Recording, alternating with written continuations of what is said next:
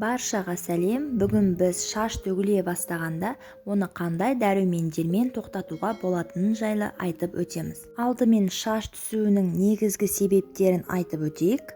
Біріншісі ауыр күйзеліс, яғни стресс. Екінші сапасыз шаш құралдары, фен, лак, тағы да басқалар. Үшінші шаш өсіріп беретін витаминдердің ағзада жетіспеуі, яғни дұрыс тамақтанбау. Төртінші дәрі қабылдау, антибиотик. Жүктілік және босану кезінде, қартаю процесі кезінде, ағзада гормондар жетіспеуінде, бас терісінің аурулары кезінде, хирургиялық араласу кезінде және экологияның әсерінен төгіледі. Шаш төгіле бастағанда дәрумендер екі жолмен қолданылады. Бірінші әдіс сыртқы, яғни шашқа жағылады. Мұнда дәрумендерді іше алмайтындар шашқа түрлі витаминдерді қолдану арқылы төгілудің алдын алады. Екінші ішкі, шашқа тікелей әсер ететін витаминдерді қолдану. Бұл әдіс өте тиімді, себебі дәрумендер шашқа тез сіңеді. Бүгін сіздерге екінші әдісті, яғни шаш түсе бастаса қандай дәрумендер қолдану керек екенін айтып өтемін. А дәрумені ретинол. Шаштың зақымдалған құрылымын қалпына келтіруге көмектеседі. Ол дәрумен жетіспесе, шаш құрғап түсе бастайды. А дәрумені ретинол жұмыртқаның сарысымен бауыр, ірімшік, сары май сияқты азық-түліктердің құрамынан табылады. Ретинол зат сәбіздің құрамында көп кездеседі, сондай-ақ кез келген сары, қызыл жемістерде болады. Б дәрумендер тобы бас терісіне оң әсерін беріп, жылтырап тұруына көмектеседі.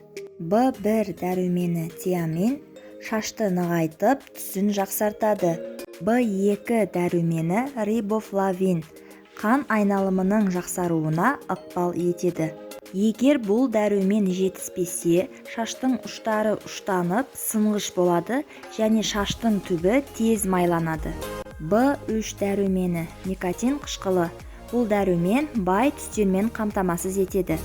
Тым құрғақ шаш осы дәрумен жетіспеушілігінің белгісі. Б5 дәрумені пантотен қышқылы. Шаш түбіне әсер етеді. Өмір сыйлаушы деп атауға болады.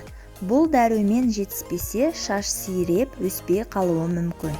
Б6 дәрумені иммунитетті көтереді. Осы дәруменнің әсерінен шаш төзімді болады.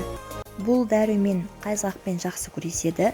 Химиялық бояулардан кейін шашты қалпына келтіруге көмектеседі.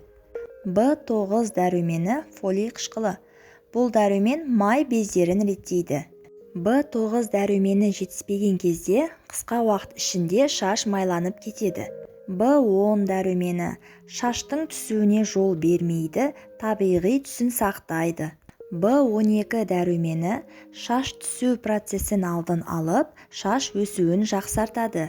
Осы Б дәрумендер тобының көзі болып табылатын өнімдер мыналар: жаңғақ, ет, банан, картоп, сүт, күнбағыс майы және қырыққабат. Шашты Б дәруменімен байыту үшін тағамға бидай өнімдерін пайдалану керек. Күніне 100 грамм жеткілікті. Б12 дәрумені барлық ет өнімдерінен табылады. Е дәрумені шаштың тамырлары нәрлейді, жылтыр етеді. Бұл дәрумен күнбағыс, жүгері, зәйтүн, өсімдік майларында көп мөлшерде болады.